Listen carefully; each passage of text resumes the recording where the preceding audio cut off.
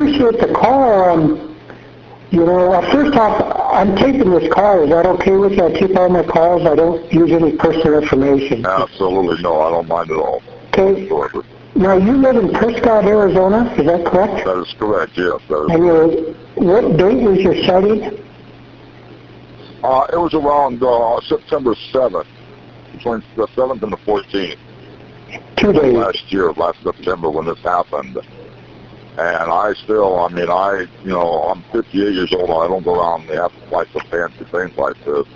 What I saw, William, was very extraordinary. Another gentleman seen it with me, but I had field glasses when I seen it, and I've never seen nothing like this in my life. My stepdad was an airplane pilot for American Airlines, so I know about airplanes, and I've had many friends who have been pilots and involved in the Air Force and everything else. This was no ordinary, aircraft.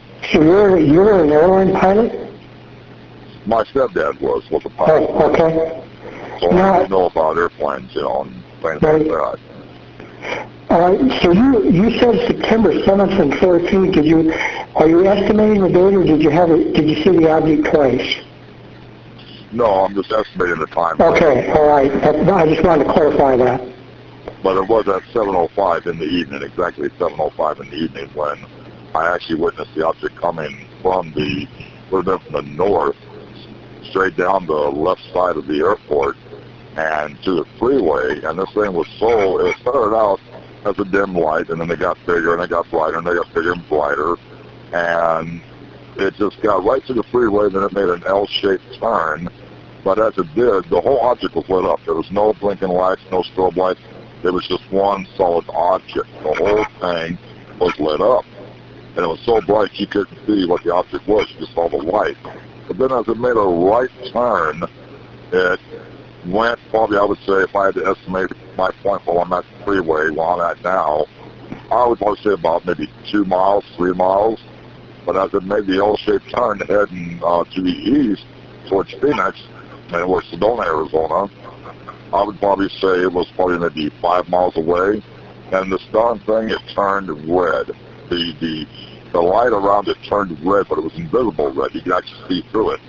And so I put my field glasses on it, and I had my pair of binoculars, and I'm on zoom. And you could actually see the object inside the red glow. And it was actually an A-frame object, like a giant wing. And if I was to estimate the size of the thing that I saw, I would say about the same thing as the one they saw in Phoenix. I'd say about a mile wide. It was that big. But what really is bothering me now, it's not so much what I saw, it's what happened before I saw it.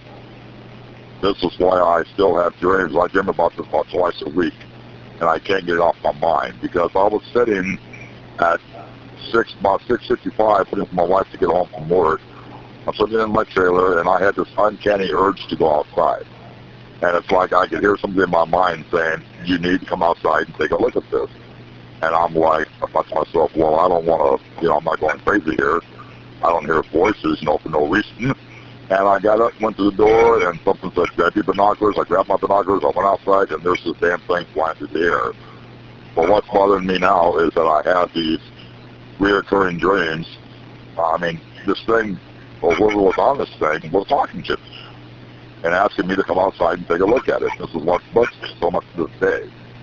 And the object I saw, it was a real object. It was a solid object. It was not an airplane. It was not a balloon, because at the time that I actually saw it, to the point where it actually hit the freeway, I would always say it was probably about maybe 30, 40 miles away, and probably had a speed of well over 3,000 miles an hour. It just was there. Then all of a sudden, boom, it was there, and it came to a stop and made that turn. And it's just been bothering. I just want to know, because I called the sheriff's department the next day. I called the Air Force the next day to see if anybody else seen this thing.